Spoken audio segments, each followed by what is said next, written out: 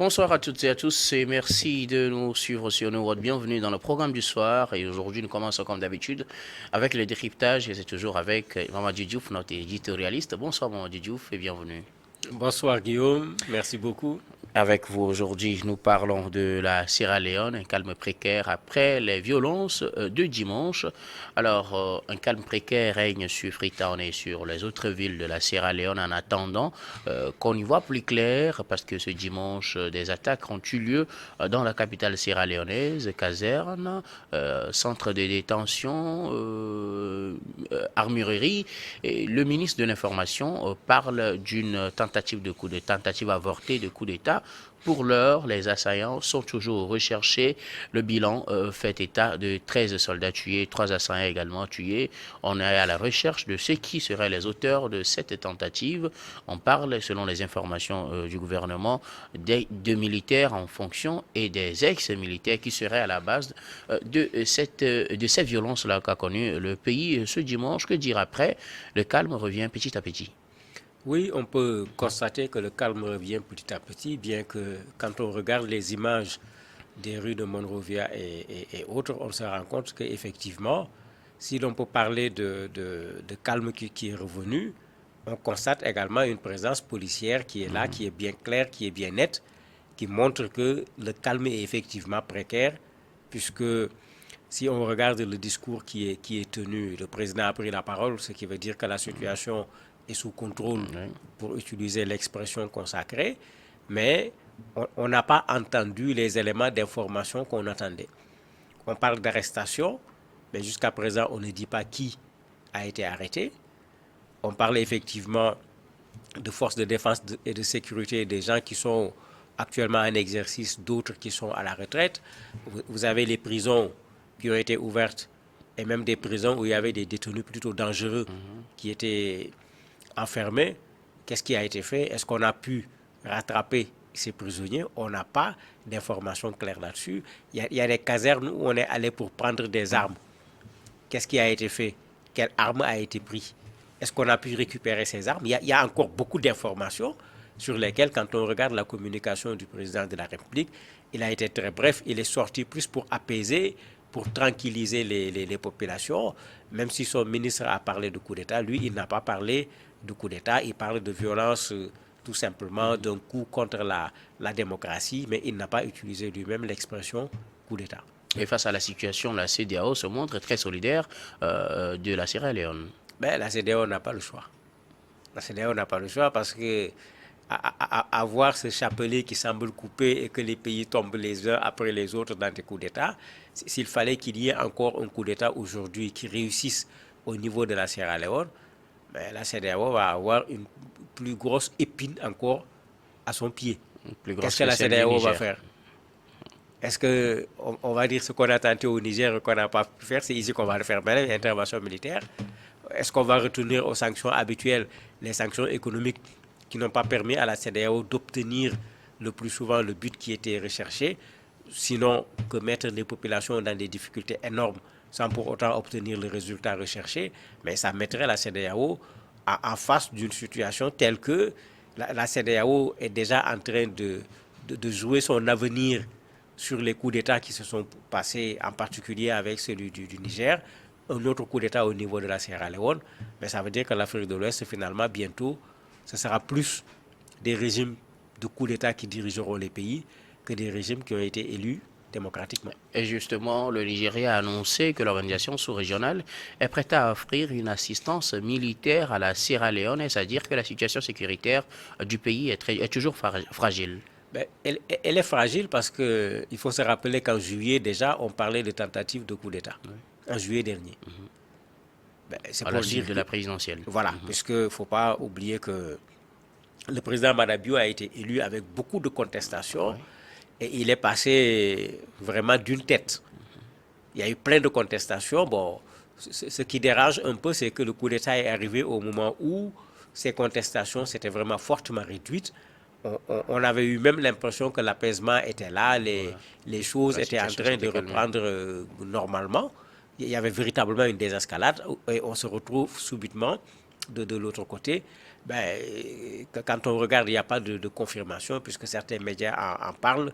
On accuse même certains proches de l'ancien président parmi les supposés militaires qui ont fait le coup.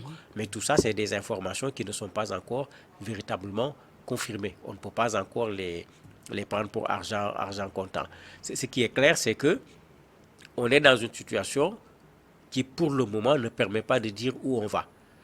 La CEDEAO est peut-être en train de vouloir anticiper. C'est-à-dire, au lieu d'attendre qu'il y ait un coup d'État et de se demander comment on va faire, ils vont peut-être faire le contraire, mais voir qu'est-ce qu'il faut aux militaires. Si c'est des hommes, on leur envoie. Si c'est du matériel, on leur envoie. Si c'est du renseignement, on leur envoie pour empêcher qu'il y ait un coup d'État.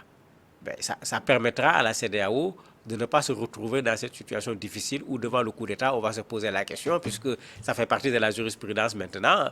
Est-ce que ça va être une intervention militaire? Est-ce que ça va être des sanctions économiques, une fermeture des frontières, etc. Bien sûr, en dehors des sanctions traditionnelles de suspension du pays de la CEDEAO. Un calme précaire, comme on le dit, règne sur le pays, mais le mal est-il pour autant éloigné? Ben, je ne crois pas que le mal soit éloigné. Je disais tout à l'heure que quand on regarde ce pays qui rencontre des difficultés, pas pour la première fois depuis fort longtemps, ce coup d'État de juillet passé, dont j'avais fait allusion tout à l'heure, sur lequel d'ailleurs on n'a pas tous les éléments d'information, mais ça pose problème. Surtout que, vous voyez, du côté du pouvoir, on est en train de jeter un peu un regard sur l'opposition en considérant que bon, les gens ne sont toujours pas encore satisfaits du résultat des élections. Ben, du côté de l'opposition, certains même n'hésitent pas à dire, mais attendez, est-ce que ce n'est pas le pouvoir qui est en situation de non-légitimité, qui a des problèmes, qui veut se donner une nouvelle vie, qui fomente un coup d'État, puisque c'est du vraiment connu également dans nos États, pour dire aux gens, voilà, il y a des conditions de coup d'État qui sont réunies pour se remettre en position, se donner également beaucoup plus de pouvoir de coercition par rapport à ce qui se passe au niveau du pays. Donc, comme j'ai dit, pour le moment, les communications ont été tellement laconiques, aussi bien de la part du pouvoir que éventuellement de la part de ceux qui voulaient faire le coup d'État, puisqu'on n'a pas vu des gens se lever pour dire que c'est nous, on voulait faire un coup d'État. Voilà ce qui étaient nos objectifs. Ce qui n'est pas de l'usage d'ailleurs. Oui, mais... Surtout quand c'est raté. Surtout quand c'est... Bon, c'est pourquoi j'ai dit, on n'a pas les éléments d'information. C'est d'un côté seulement qu'on parle. Ça rend difficile l'analyse quand on ne prend les informations que d'un côté. Une bonne analyse suppose qu'on ait une information qui vient des partis qui sont en conflit, alors que bien sûr, ceux qui ont raté le coup d'État ne vont certainement pas faire une déclaration pour dire que c'est nous qui voulions faire le coup d'État et voici les raisons pour lesquelles on aurait voulu le faire, sauf bien sûr s'ils trouvent un asile garanti quelque part en dehors du pays. Alors, vous parlez tout à l'heure de coup d'État, vous l'avez mentionné à plusieurs reprises. On a remarqué que dans sa sortie, le président Madabio a évité de justesse de mentionner le terme coup d'État. Oui, il est dans son rôle en tant que président de la République. S'il y a eu tentative de coup d'État en juillet, s'il y en a à nouveau en novembre, mais ça veut dire qu'on est dans une véritable instabilité dans ce pays. Lui, son rôle, c'est de démontrer le contraire, malgré ce qui s'est passé le dimanche, quand on regarde les témoignages de certains Sierra-Léonais qui connaissent la guerre. Il ne faut pas qu'on l'oublie, ce pays a connu la guerre malheureusement, mais ces gens ont eu de très mauvais souvenirs. Lui, il a voulu prendre le devant, rassurer les populations. Et une façon de les rassurer, c'est de ne pas en arriver à parler de coup d'État. Parce que quand on dit tentative de coup d'État, ça veut dire qu'on a voulu prendre le pouvoir. Qui voulait prendre le pouvoir? Avec qui? Qu'est-ce qu'ils ont préparé? Est-ce qu'ils ne reviendront pas? Parce que ce coup-là est raté. Ils reviendront pour pouvoir le réussir. Il a préféré, avec une certaine hauteur, faire comme si il y a eu des violences, il y a eu des individus qui ont voulu créer des problèmes au Libéria. L'armée et les forces de défense et de sécurité ont fait le travail qu'il fallait. Il y a eu une vingtaine de morts, parmi lesquels 13 parmi les forces de défense et de sécurité. Et lui, il a demandé aux gens de continuer à vaquer à leurs occupations. La situation est sous contrôle, comme on nous le dit généralement dans ce genre de situation. Et la traque continue toujours, des arrestations sont annoncées, mais aussi un très grand nombre de prisonniers se retrouvent aujourd'hui dans la nature. On parle de plus de 1800, disons pratiquement 2000 prisonniers qui se sont évadés. Quelques-uns par moment se sont rendus selon le communiqué officiel. Oui, c'est d'habitude ce qui se passe. Vous avez certains qui se rendent compte que, bon, toutes les voies sont barrées, il n'y a surtout pas également un appui. Tu es tout seul pour devoir te débrouiller dans la nature. Te rattraper devient quelque chose de plus facile. Mais il est plus logique en ce moment de faire Retourner preuve à de la prison. gentillesse, entre guillemets, et de retourner à la case de départ pour ne pas qu'on t'attrape et qu'on se retrouve encore avec un autre procès pour endurcir une peine, parce que l'évasion Oui, également fait l'objet d'un procès. On a vu ce qui se passe en Guinée où les avocats effectivement. ont boycotté la Le suite du procès. procès en disant qu'on a trop corsé les conditions, pas seulement pour les prisonniers, mais eux-mêmes, pour avoir accès à leurs clients, c'est devenu extrêmement compliqué. Compliqué. Donc parfois, il y a ce calcul qui est fait rapidement en se disant que, mais attendez, le coup n'a pas marché. Si le coup avait marché, les gens ne seraient pas retournés en prison. Maintenant, il y a le gros risque, puisqu'il y a l'insécurité déjà dans ce pays. Mais si vous avez des caïds qui sont sortis, parce que quand il y a ce genre de coups, c'est ceux-là qui parviennent à s'échapper parce qu'ils ont des appuis à l'extérieur qui leur permettent de se caser quelque part avant de malheureusement reconstituer leur gang et créer des problèmes aux populations. Mais la Sierra Leone va reculer en matière de sécurité intérieure parce que je ne crois pas que ceux-là qui se sont évadés de prison, c'est pour aller se transformer en citoyens modèles par rapport aux autres citoyens de Sierra Leone. Ils risquent malheureusement de retourner dans leur banditisme de grand chemin pour créer des difficultés au pays. Mais ça ne s'arrête pas là. Ces casernes qui ont été attaquées, on ne nous a pas dit précisément, puisque l'information est claire, ils sont allés prendre Des armes. des armes. Quelle quantité a été prise? Est-ce qu'on a pu récupérer ces armes qui ont été volées au niveau des casernes? Mais si on ne les a pas récupérées, qu'est-ce qu'on fera avec ces armes-là? Et c'est pourquoi, quand le ministre également parle de coup d'État, souvent dans les pays, c'est un jeu. On fait la diversion en libérant les prisonniers pour donner du travail aux gens. On part prendre des armes dans les casernes, parce que quand tu fais un coup d'État, tu risques de t'affronter aux forces de défense et de sécurité qui sont restées loyales. Il faut avoir de quoi faire face à ces gens, etc. Quand vous regardez le scénario, ben, on voit parfois un modus operandi qui a été utilisé dans d'autres coups d'État au niveau du continent africain. Maintenant, si on n'attrape pas les commanditaires, si on n'a pas véritablement pris ceux qui étaient également sur le théâtre des opérations, si c'est les troisième et les quatrièmes mai seulement qu'on a pris, mais avec cet armement, est-ce que ces gens ne vont pas se préparer pour non pas un coup d'État qui va, comme celui-là, échouer, mais qui va marcher cette fois-ci?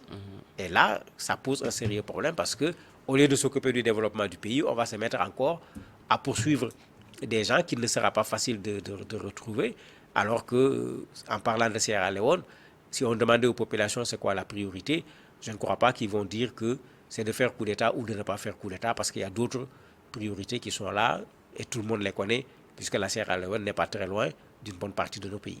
Alors, la traque continue non seulement envers les prisonniers qui se sont échappés, mais surtout envers ces assaillants. Une forte récompense est proposée à tous ceux qui permettraient de les retrouver. Pour les assaillants, il s'agit de 2 000 $ et pour les prisonniers, 1 000 $. Je rappelle que les prisonniers, ils sont au nombre de pratiquement 2000 et pour les assaillants, on ne connaît pas leur nom pour le moment. Oui, c'est peut-être la jurisprudence guinéenne qui est en train d'être utilisée parce que, comme j'ai dit, nos pays n'ont pas cette capacité de pouvoir poursuivre autant de personnes à la fois. Et c'est pourquoi, dans les coups d'État, les gens l'utilisent parfois comme stratagème pour un peu brouiller les pistes en libérant plusieurs criminels et autres avant d'aller faire leur coup d'État. C'est une stratégie. Maintenant, est-ce que la Sierra Leone, en termes de forces de défense et de sécurité, devant une tentative de coup d'État qui a échoué, a les capacités de se positionner pour éviter que ceux qui ont échoué ne tentent une nouvelle fois un coup d'État et en même temps poursuivre ces prisonniers, en même temps poursuivre ceux qui sont les auteurs de la tentative de coup d'État? Mais en ce moment, effectivement, quand on se rend compte qu'il risque d'être compliqué de pouvoir retrouver ces gens, on joue ce qu'on appelle le renseignement populaire. Vous recherchez des gens, si vous parvenez à les identifier, vous mettez les photos, c'est devenu beaucoup plus facile aujourd'hui Oui. avec WhatsApp et autres. Vous mettez un prix dessus, ben, il y a des gens qui ont besoin d'argent, qui ne manqueront pas de vous dire, je l'ai croisé dans le restaurant ou bien dans l'auberge qui est à côté. Si vous l'attrapez, la personne parvient à ramasser $2000 en Sierra Leone. Ne pensez pas que $2000 ou $1000, ce n'est pas rien dans cette situation de crise. Ça permet un peu aux forces de défense et de sécurité d'avoir un renfort en termes de renseignement, alors qu'il aurait été très compliqué dans la situation actuelle où il faut assurer la sécurité du pays, puisqu'ils en sont arrivés même à fermer l'aéroport en demandant qu'on arrête les vols à destination ou au départ du pays. Mais ça veut dire que même si le président dit que ça va, il n'est pas aussi réel que le ça va sur le terrain est équivalent à ce que le président a dit pour pouvoir tout simplement rassurer les populations. Les assaillants sont toujours dans la nature aussi et sont activement recherchés par la sécurité sierra-léonaise. Que dire donc de la sécurité de ce pays qui, comme vous l'avez mentionné, déjà au mois de juillet avait été confronté à une telle situation avortée, une nouvelle tentative selon le ministre de l'information, même si le président, lui, ne parle pas officiellement de coup d'État. La réaction à l'international, les États-Unis, l'Union européenne, la CEDEAO, tout ça fait penser à une tentative de coup d'État. Que dire alors de la situation sécuritaire à l'heure actuelle en Sierra Leone? Oui, mais c'est un défi pour le pouvoir. Parce que c'est le président de la République, c'est les forces de défense et de sécurité qui sont chargées de notre sécurité, nous, en tant que citoyens. Donc, en principe, avec le renseignement, avec les moyens qu'ils ont, ils auraient pu, pour ne pas dire ils auraient dû, étouffer même dans l'œuf une tentative de coup d'État. Et c'est ça qui montrerait de la performance de leur part. Effectivement. Mais si cela se déroule maintenant, ça devient une sorte de pied de nez. Il faut qu'ils retrouvent les gens, qu'ils viennent les présenter devant la justice, bien sûr avec des preuves, parce qu'il ne faut pas qu'on nous amène tout simplement des gens à juger pour faire croire qu'on a attrapé les assaillants, alors qu'on n'a pas attrapé véritablement les assaillants. Mais quand cela se fait, ça rassure les populations. Ça montre également que le pouvoir est bien en place. Ils sont en mesure d'assurer la sécurité du pays. Mais si les gens sont partis avec du matériel militaire au niveau des casernes, ils parviennent à faire ce que Pivi est en train de faire en Guinée. Vous recherchez quelqu'un, vous mettez un prix sur la tête, vous ne le retrouvez pas. Vous ne retrouvez pas son père. Pour le moment, il n'y a pas de trace. Mais quelque part, on va dire, mais les forces de défense et de sécurité, il y a une faille. Parce qu'il leur revenait de faire en sorte qu'il n'y ait pas de coup d'État, c'est leur rôle. Quand il y en a également, c'est leur rôle de retrouver les assaillants. Mais si vous commettez une faute, il y en a eu, vous n'avez même pas eu vent. Vous commettez une seconde faute, ceux qui l'ont fait ont réussi à s'enfuir et à partir même avec des armes. Mais effectivement, on va s'interroger sur les conditions de sécurité au niveau du pays. Et vous allez voir, la méthode la plus simple dans les pays où les citoyens sont respectés.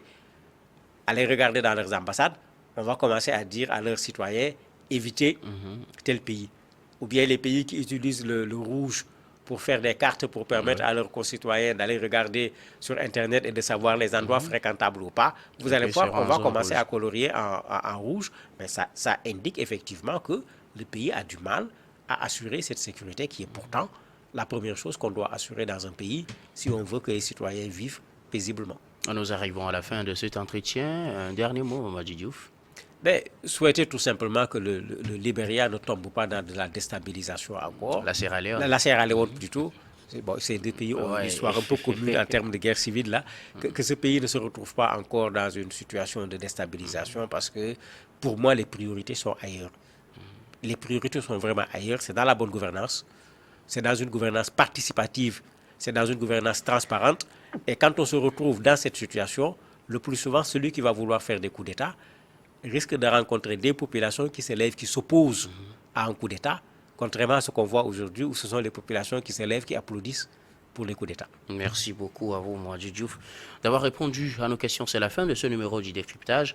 Merci également à vous, très chers téléspectateurs, de nous avoir suivis. Je vous retrouve tout de suite pour la suite du programme du soir sur Nour d'Info.